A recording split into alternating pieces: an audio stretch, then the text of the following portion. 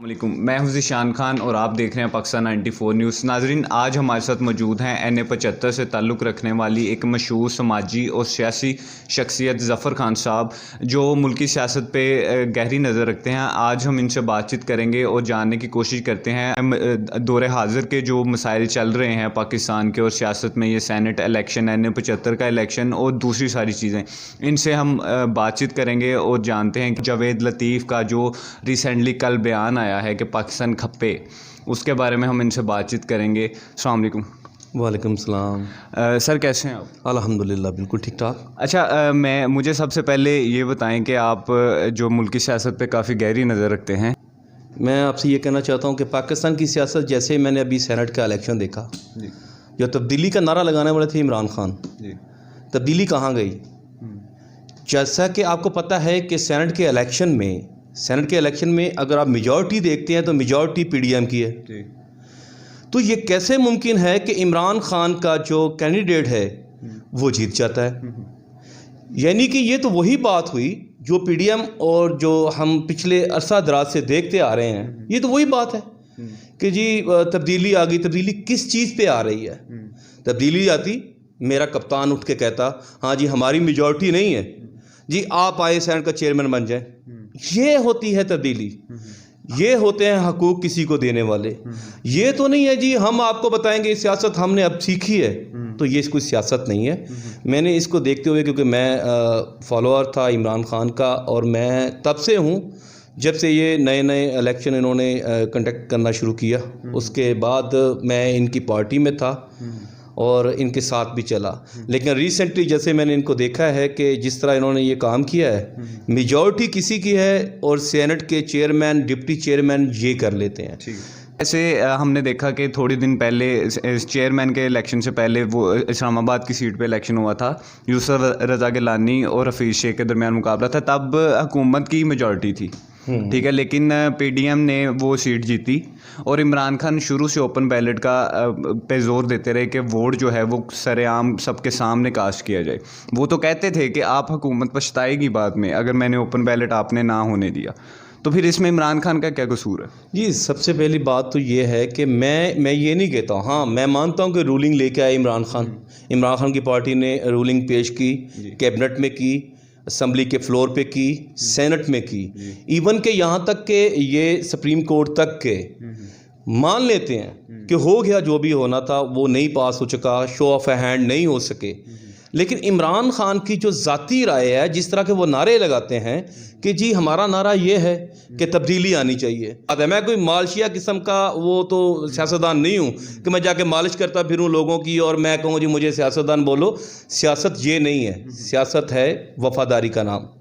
سیاست کسے کہتے ہیں؟ ہم حب الوطن کو۔ سیاست یہ نہیں ہوتا جس طرح یہ عمران خان نے کر دیا ہے کہ بھئی آپ سیدھا سے بول دو کہ بھئی ہماری میجورٹی نہیں ہے۔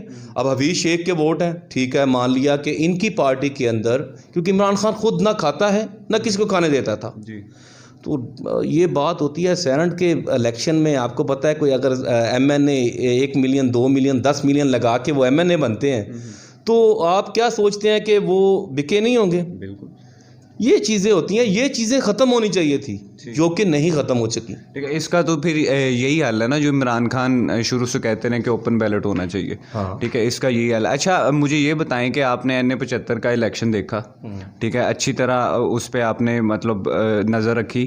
اب کیا لگتا ہے یہ جو الیکشن ہوا ہے NA-75 پہ، اس کے بارے میں آپ تھوڑی سی ہمیں عوام کو تھوڑا سا بتا دیں کہ یہ کیا سارا کچھ ہوا ہے جو بھی ہوا ہے؟ 5 کا الیکشن ہے نا، اس میں سب سے پہلی بات تو یہ ہے کہ جو الیکشن کمیشن ہے، دیکھنا تو یہ الیکشن کمیشن کس کی طرف تھا۔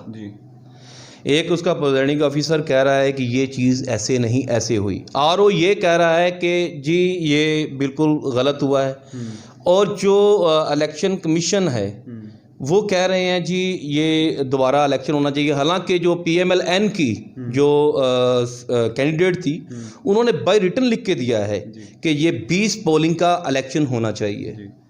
تو میں نہیں یہ سمجھ سکا کہ یہ الیکشن کمیشن نے کیسے پورے حلقے کا الیکشن کروانا ضروری سمجھا، حالانکہ جس طرح وہ خود کینڈیڈیٹ کہہ رہی ہے کہ جی یہ الیکشن 20 پولنگ کا ہونا چاہیے، تو 20 پولنگ کا ہونا چاہیے. یہ جو ہے آواز یہ حکومتی آواز تھی کہ الیکشن کمیشن جو ہے وہ غیر جانبدار ہے, جانبدار ہے, ٹھیک ہے. اب سینٹ کا الیکشن ہوا ہے, وہاں پہ پریزائڈنگ آفیسر بھی ظاہر ہے الیکشن کمیشن کا ہی تھا, ٹھیک ہے. اب انہوں نے 7 ووٹ مسترد کر دیے ہیں, ایون کہ وہ جو ہے وہ اسٹیمپ جو تھی وہ کینڈیڈیٹ کے نام کے اوپر لگی ہوئی تھی. اس کے بارے میں آپ کیا کہتے ہیں؟ نہیں دیکھیں, یہ سارا لندن پلان تھا. لندن پلان اس طرح تھا کہ آپ ذرا غور کیجئے, فوکس کرنا ہے اس بات پہ کہ لندن پلان کیسے تھا. کہ نعرے تو لگوا دیے جی اے بھٹو کے PMLN سے, ماتھے ٹکوا دیے انہوں نے سندھ کے اندر, ٹھیک ہے. سینیٹر بن گیا یوسف رضا گیلانی جس کو انہوں نے خود نااہل کروایا, ٹھیک ہے, نون لیگ کا. اب نون لیگ خود اس کو ووٹ دے رہی ہے جس کو کوٹ پہن کے میاں صاحب خود عدالت میں گئے, عدالت میں جا کے ان کو خود نااہل کروا رہا ہے. یہ وہی ہے. تو جب لندن پلان میں یہ ہوا, جب انہوں نے سوچا کہ ہمارے پاس تو کچھ بھی نہیں, سینٹ کا چیئرمین بھی یہ لے جائیں گے, سینیٹر بھی یہ ہو گئے, اور مولانا فضل الرحمان بھی وہ آ گئے ڈپٹی سینٹ چیئرمین میں, تو ان کے پاس کیا تھا؟ کیونکہ اگر یہ سینٹ کا چیئرمین یوسف رضا گیلانی بن جاتا تو میں نہیں سمجھتا تھا کہ یہ لانگ مارچ کی لے کے یہ اسلام آباد جاتے, کیونکہ پھر انہوں نے کہنا تھا جی بیٹھ کے ہم اسمبلی کے فلور پہ بات کرتے ہیں, حکومت کا خاتمہ کرتے ہیں, اسمبلی میں آ کے کرتے ہیں, لیگل طریقے سے کرتے ہیں. تو یہ لندن پلان میں کیا گیا ہے کہ یہ 7 ووٹ جو دانستہ طور پہ, یہ نہیں ہے, دانستہ طور پہ یہ لندن پلان کا حصہ تھا.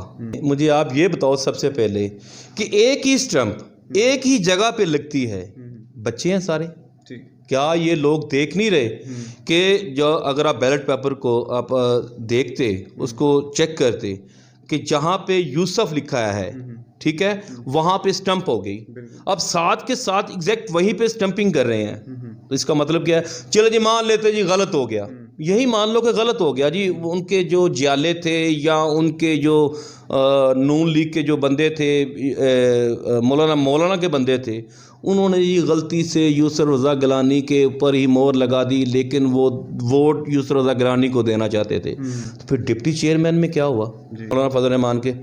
اب یہ چیزیں دیکھنی ہیں. مولانا فضل الرحمان بھی کوئی, آپ کو پتہ ہے کہ ان کے پاس مدرسوں کی طاقت ہے, اور پیپلز پارٹی اور PMLN کے پاس طاقت نہیں ہے. یہ روڈ سٹریٹ نہیں ہے ان کے پاس, روڈ میں کراؤڈ اکٹھا نہیں کر سکتے. کراؤڈ اکٹھا کر سکتا ہے بیسیکلی صرف مولانا فضل الرحمان. مولانا فضل الرحمان لے کے ان کو اسلام آباد میں جائے گا. اگر مولانا فضل الرحمان کے ساتھ 2 دفعہ ہاتھ ہو گیا ہے, بلکہ 3 دفعہ ہاتھ ہو چکا ہے, اب وہ بھی سیاستدان ہے, وہ سمجھتا ہے ساری چیزوں کو, میرے ساتھ ہی ایسا کیوں؟ اگر 48 ووٹ مل رہے ہیں یوسف رضا گیلانی کو, یہی مان لو کہ 48 ووٹ ملے ہیں اس کو جی, وہ بھی اگر ووٹ کینسل نہ کریں آپ اس کو بھی ایکسیپٹ کر لیتے ہیں. تو لیکن یہ غفور حیدری کے ساتھ کیا ہوا, اس کو 44 کیسے ملے؟ میں آپ سے یہ جاننا چاہوں گا کہ یہ جو جاوید لطیف کا کل بیان آیا ہے پاکستان کھپے, اس کے بارے میں آپ کیا کہیں گے؟ دیکھیں جی, یہ جاوید لطیف جو ہے نا, یہ مالشیا قسم کا وزیر رہ چکا ہے. اس کو کیا پتا یہ شیخ پور کی حدود میں یہ ایک ویسٹ کوٹ سلوا لیتا ہے اور یہ چاپلوسی کرتا رہتا ہے. میں کہتا ہوں کہ میرا کپتان مر جائے پاکستان کھپے, جنرل ہمارا جنرل مر جائے پاکستان پھر بھی کھپے. یہ نہیں ہوتا نواز شریف مر جائے, میں مر جاؤں, سارے مر جائے, لیکن پاکستان کھپے. یہ اٹھ کے کہہ دیتے ہیں جی نہ تو وہ لیڈر ہے مریم نواز. مریم نواز لیڈر بھی نہیں ہے, ایک اپنی پارٹی کی نائب صدر ہے, اور اس کے لیے کہہ رہا ہے جی میں اگر اس کو کچھ ہو گیا تو یہ پاکستان کھپے نہیں ہے. تو میں جاوید لطیف سے کہنا چاہتا ہوں کہ تمہارے وزیر آباد, تمہارے فروخ آباد, تمہارے شیخ پورے میں تم اپنے گھر سے نکل کے تو دکھاؤ, تمہیں پتہ چل جائے گا کہ پاکستان کھپے ہے یا نہیں. تم جیسے ہی لوگ ہو جو میر جعفر اور میر صادق کا رول ادا کرتے ہو, تم ہی جیسے لوگ ہو جو پاکستان کو توڑنے کی سازشیں کرتے ہو, تم ہی ہو وہ لوگ جنہوں نے آج تک پاکستان کو آگے نہیں جانے دیا. اور میں سمجھتا ہوں کہ یہ ایسے غلیظ قسم کے انسان سے, میں تو اس کا انٹرویو سنتا ہی نہیں ہوں, اس کو تو سیاست کا پتہ بھی نہیں ہے. یہ کوئی اٹھ کے مالشیا قسم کے وزیر ہوتے تھے, یہ میاں صاحب کے برتن دھونے والے, کپڑے دھونے والے, اور یہ گیٹ نمبر 4 کی پیدائش ہیں سارے کے سارے, اور آ جاتے ہیں اٹھ کے یہ باتیں کرنے کہ جی یہ دیکھیں جی پاکستان کھپے نہیں ہو سکتا.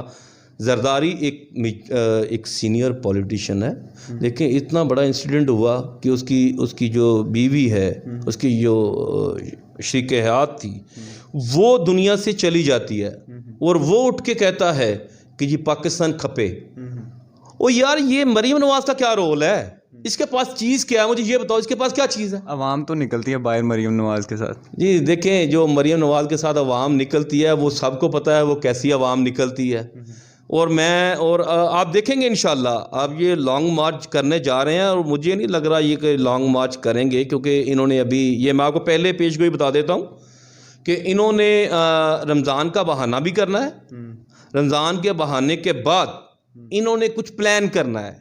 ابھی یہ پلان تو یہاں تو پھر جس طرح مولانا فضل الرحمان صاحب کہہ رہے ہیں کہ استعفے جمع کرو، اور استعفے یہ جمع کبھی کروا ہی نہیں سکتے، کہ پیپلز پارٹی کی اتنی ساخت نہیں ہے کہ وہ آج استعفے دے دے، اور میرا خیال ہے کہ یہ تو وہاں سے کونسلر بھی نہیں ہو سکتے، سندھ میں سے نہیں جیت سکتے۔ اور پی ایم ایل این کی یہ حالت ہے کہ اب دیکھیے حمزہ شہباز شریف کو لانچ کیا گیا ہے، یہ ہوتی ہے پالیٹکس۔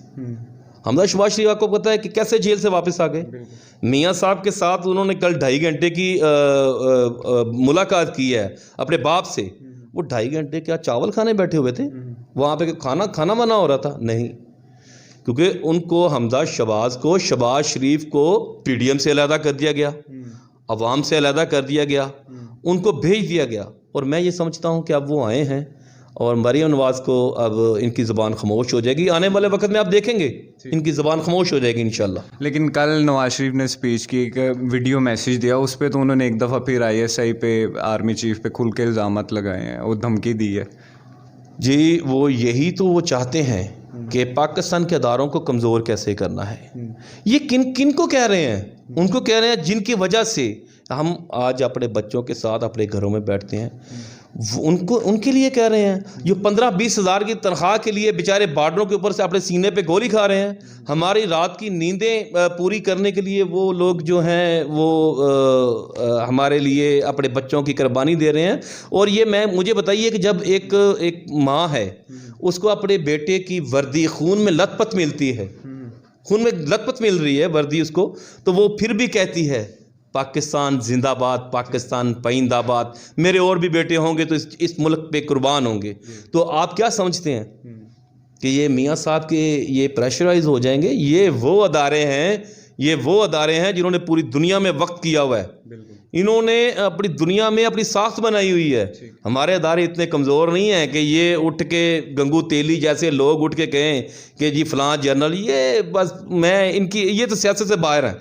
تو خدا کی قسم میں کبھی بھی عمران خان سے کبھی بھی شکوہ نہ کرتا، لیکن دل دکھا ہے، میرا دل دکھا۔ یہ نہیں ہے ایک کمینہ بندہ ہو، میں سیدھی سی بات کرتا ہوں، کمینے بندے کے ساتھ بندہ کمینہ ہو کے لڑتا ہے، کبھی بھی نہیں لڑتا۔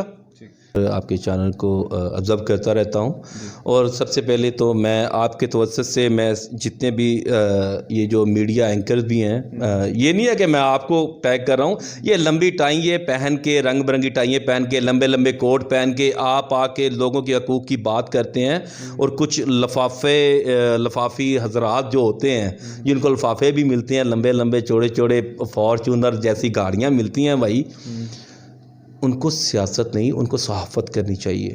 سیاست اور صحافت میں بڑا فرق ہوتا ہے، یہ چیزیں سوچنے والی بات ہے۔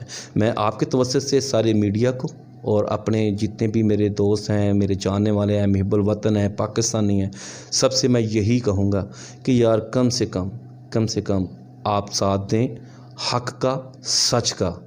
اگر یہ نہیں ہے، میں کہتا ہوں عمران خان ہی سچا ہے یار، اگر نواز شریف پاکستان کے حق کی بات کرتا ہے تو اس کا بھی ساتھ دو، مولانا فضل الرحمان کرتا ہے اس کا بھی ساتھ دو۔ یہ نہیں ہے کہ اب اس کے اوپر اسٹمپ لگ گئی ہے کہ وہ غلط ہے۔